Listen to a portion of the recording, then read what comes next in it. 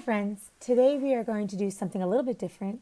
Instead of a science experiment, this is going to be a STEM challenge. This particular challenge is called Marshmallows and Toothpicks. You've probably heard of it. I don't have marshmallows or toothpicks, so I'm going to show you how I got around that problem, and that's a part of what makes this STEM. The E in STEM stands for engineering, and this is an engineering challenge. We are going to try and build the tallest tower that we can. Now, I don't have any marshmallows in my house, and since we are currently in a situation where we can't leave our houses, I found another solution, and I decided to use Play-Doh. I didn't have any toothpicks either, so I cut the heads off matchsticks, but find something that will work for you. One thing that I suggest is that you build certain shapes. This right here is a prism. This is a triangular prism because you can see that it is triangle and it's 3D. So this is a triangular prism. This would be a good start to build shapes like this when you're getting together all your ideas of like how you want to build your structure. Another shape that might be helpful to you is the cube. My cube's a little wonky.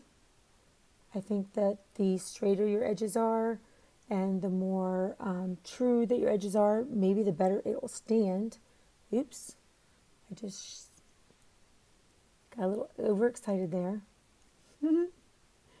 When I initially made my cube, it didn't work because I had my Play-Doh balls too small. I had them the same size I had in here. But as you can see, with my prism, it's smaller and it weighs less, whereas the cube has more. And it took more Play-Doh to make it stick. Now, of course, it's falling apart because it's in my hand. But as you're building them on a flat surface, they'll stay a little better. So your challenge is to, using whatever supplies you have at home, to build the tallest structure you can. And then what I would want you to do to take this even a little bit further would be to say, okay, well, I built, let's say I just put these on top of each other, and I can say I built a structure that is, let's see, this would be, actually this looks like a little house, it's kind of cute. I built a structure that is about 3 or 4 inches long. I'll move you down so you can see, well, you can't really see it very well, but I kind of just put my two structures on top of each other and made like a little house shape. So then my challenge would be to taking these same exact materials, like not adding to them, not taking away from. Can I make a structure that is even taller? So that's your challenge for today.